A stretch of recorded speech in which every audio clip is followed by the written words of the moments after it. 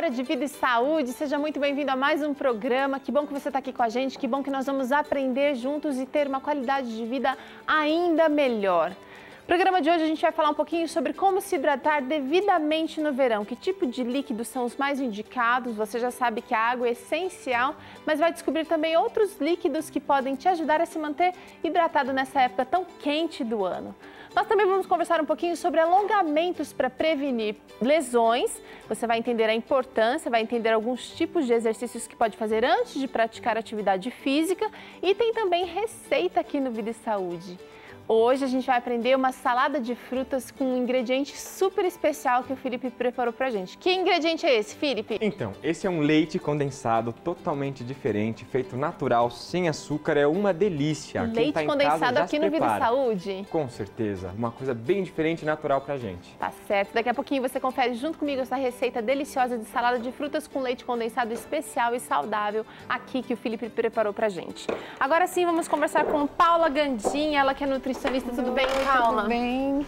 Bem-vinda mais uma vez à Vida e Saúde. Obrigada, prazer estar aqui. Que mesa bonita, colorida, de verão, né? Bem a cara do verão, né? Paula, todo mundo sabe que a gente precisa beber muita água, especialmente no verão. Eu queria saber, no verão a gente precisa aumentar a quantidade de líquidos que a gente toma? É importante a gente ter essa noção, né, de que quando a gente está nessa época de alta temperatura, a gente tem essa maior necessidade de líquidos, justamente porque a gente tem uma transpiração maior também. A gente faz mais atividades ao ar livre, então é interessante nessa época aumentar a ingestão de água, mas também de outros tipos de líquido que vão somar junto para ter uma boa hidratação. Eu estou vendo aqui alguns exemplos de frutas que são consideradas diuréticas.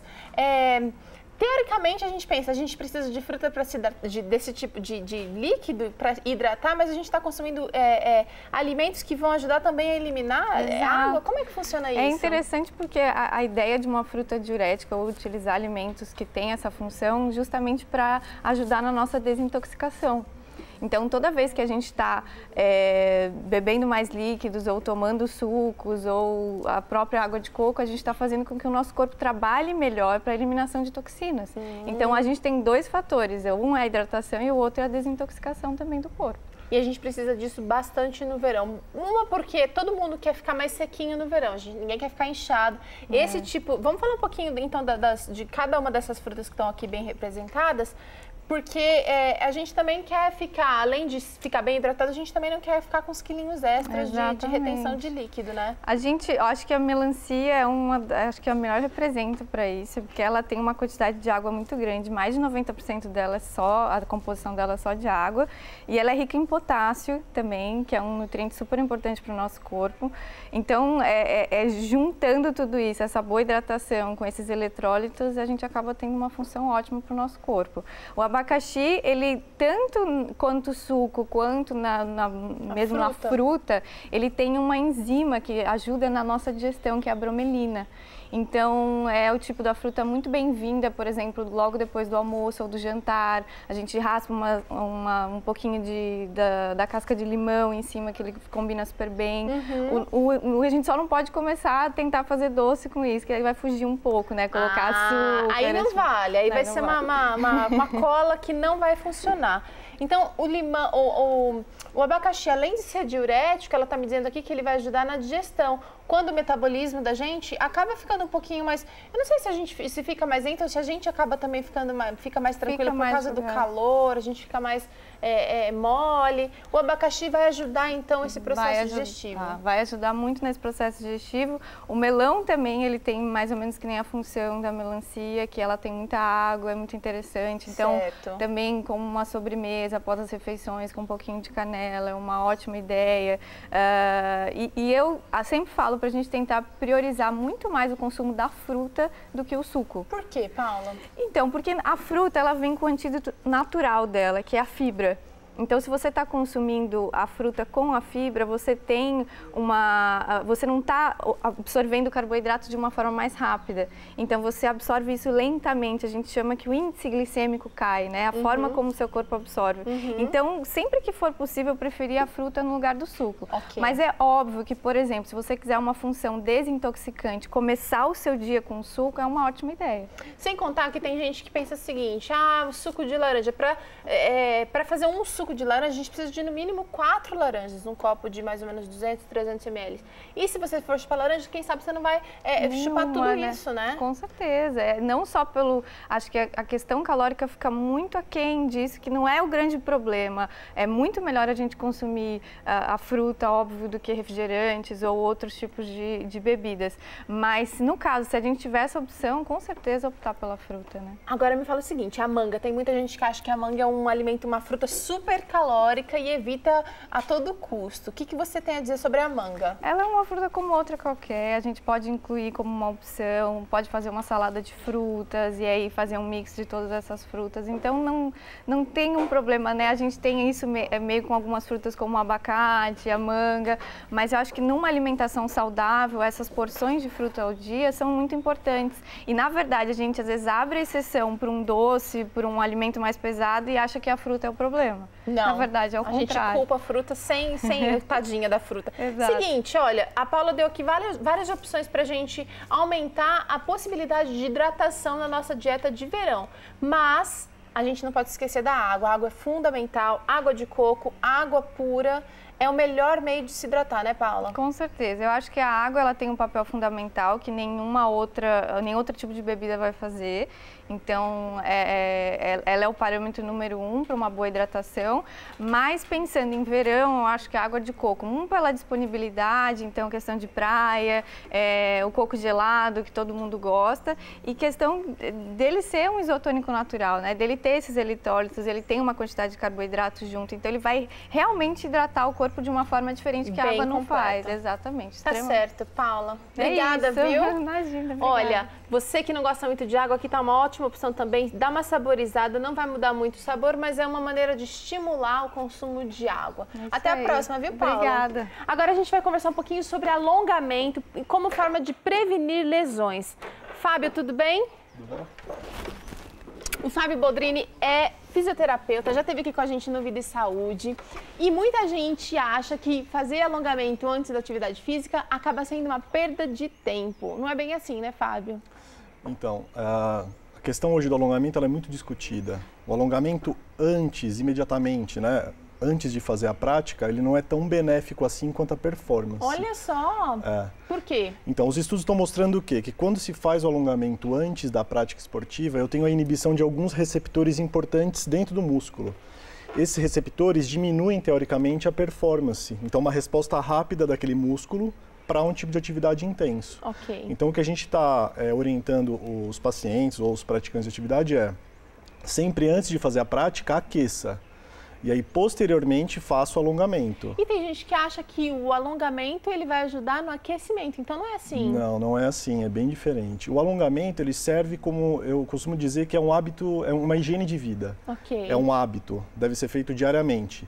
Mas a gente pode fazer depois da prática ou em períodos que não tem a prática, muito melhor do que fazer antes. Porque os estudos realmente mostram que fazer antes da prática pode ser prejudicial. Me fala então exemplos de aquecimento, Fábio. O aquecimento ele pode ser feito com caminhadas, pode ser feito com exercícios livres, com pesos leves, né? Não pesos com muito peso, muita carga. Pode ser feito dentro da piscina, então com hidroginástica, exercícios livres dentro da piscina. E tem um tempo de duração desse aquecimento para que a gente possa então realizar a atividade? Dentro de 15 minutos já é o suficiente para aquecer toda a musculatura, deixar esses receptores mais ativos e aí depois indicar a prática esportiva que vai ser desempenhada. Agora é o seguinte, a gente está falando aqui que o alongamento vai prevenir lesão. E o aquecimento? Então a gente está usando a nomenclatura errada. Seria o aquecimento que vai prevenir lesão ou não? O alongamento ele é realmente um fator preventivo? O alongamento, ele antes da prática, não é uma atitude preventiva. O alongamento antes da prática, teoricamente, diminui esse estímulo desses pequenos receptores e pode piorar a performance, deixar o músculo um pouco mais bobo durante a prática de atividade intensa. E o alongamento ele deve ser feito periodicamente, então pode ser feito diariamente, 30 minutos, 1 hora de alongamento. A gente não tem muito tempo, limite para realizar. Certo. O tempo limite, ou o referencial que a gente tem, é fazendo sempre 3 séries de 30 segundos para cada grupo muscular, é o suficiente para manter a flexibilidade ou melhorar a flexibilidade desse músculo. Que na prática da atividade é importante, porque um músculo encurtado significa que ele tem um poder de contração menor. Agora, o alongamento ele não aumenta imediatamente essa flexibilidade. Ele vai pouco a pouco. Exatamente. Por isso que não adianta fazer antes. Eu vou alongar antes para melhorar o comprimento do meu músculo para produzir mais força. Aí entra num grande problema. Olha, então a gente está aprendendo uma coisa bastante legal aqui, que normalmente uma prática que se acreditava que era o alongamento logo antes de fazer a atividade física, então está sendo estudado que realmente não é a melhor opção. Não, os estudos não mostram De isso. repente, ao longo do dia, de repente até para quebrar uma rotina de atividade do trabalho ou em casa, dá para a gente fazer atividade de alongamento enquanto se lava a louça, muita coisa dá para ser feita enquanto a gente está realizando outras atividades corriqueiras, né? Perfeito. A prática do alongamento foi o que eu disse, é uma higiene de vida, é um hábito diário. Tem gente que faz na cama, quando acorda, já faz antes de pôr o pé no chão. É importante falar assim, a gente não está dizendo que o alongamento não faz bem, pelo contrário, faz muito bem. Agora, tem períodos que são ideais para fazer essa prática e outros que a gente, teoricamente, piora a performance. Né? Agora vamos falar um pouquinho de lesões. Que tipo de lesões podem surgir por falta de alongamento? Olha, se você tiver um encurtamento muscular, teoricamente você tem uma produção de força menor. Se você Dor nas costas? Pode. Se você tiver um encurtamento, você pode ter uma alteração de postura. Né? E essa alteração de postura te trazer, além da própria alteração postural, te trazer uma dor lombar, uma dor na região cervical. Nas pernas? Também. Então, assim, é muito variável. A flexibilidade, ela é importante. Está dentro de uma série de fatores que levam a uma vida saudável. Então, assim como força, é importante fortalecimento muscular, a flexibilidade é importante, aí vem o alongamento, a postura é importante, a alimentação é importante, então é um conjunto de coisas. Agora, Fábio, vamos então demonstrar um pouquinho do que dá para ser feito. A gente falou tanta coisa aqui de aquecimento, de alongamento, mas vamos falar de alongamento. O que dá para a gente fazer então ao longo do dia, sem ser, vamos corrigir bem isso, sem ser imediatamente antes da atividade física? Perfeito. Então tem uma série de alongamentos que a gente pode fazer, desde de membro superior, membro inferior, coluna. Tem alguma coisa nova? Porque a gente conhece muita coisa do esticar o pescoço, girar, tal, os braços, assim, mas tem alguma coisa nova sendo praticada de alongamento, Fábio? O mais novo, ou o que está em mais evidência hoje é o Pilates, que envolve uma série de intervenções, não só flexibilidade, mas envolve respiração, força, postura. É o que eu considero assim o mais completo, hoje o mais dinâmico, porque quando a gente fala de alongamento, às vezes o pessoal fala assim, mas é tão chato fazer, é sempre a mesma coisa, como você disse. Então o Pilates ele acaba trazendo, além desse componente de flexibilidade, também traz esse componente de força, percepção corporal, que é muito importante. Então eu acredito que seja um exercício mais completo e dinâmico hoje para a gente indicar para os pacientes. Mas você vai demonstrar algum tipo de alongamento para a gente? Nós podemos demonstrar sim, sem problemas. Vamos ver se eu consigo acompanhar o Fábio. Vamos lá. Para membro inferior, o que a gente tem de mais normal e rotineiro é sempre com o membro inferior aberto, abduzido e em direção à ponta do pé. Então, essa situação, nós temos estiramento de membro inferior, da coxa posterior, junto com um pouquinho da região lombar. Então, a gente orienta o paciente sempre fazer primeiro para um lado, sustentar 30 segundos desse lado e retornar. E depois o outro lado. Perfeito. Sempre fazendo de forma simétrica. Eu nunca posso fazer alongamento só de um lado. Isso é muito importante que todo mundo saiba.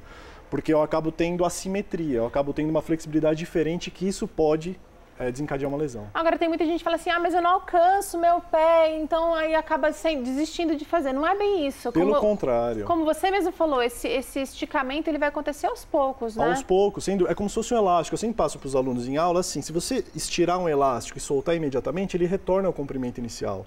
Agora, se eu deixar ele estirar durante um dia, ele vai esgarçar. Certo. Então, por isso que tem que ser prolongado, não é imediato. Qual é o próximo que a gente pode fazer em Então, casa? a gente pode fazer para um dos lados, depois para o outro e depois para baixo com os membros fechados. Ok, assim. Isso, perfeito.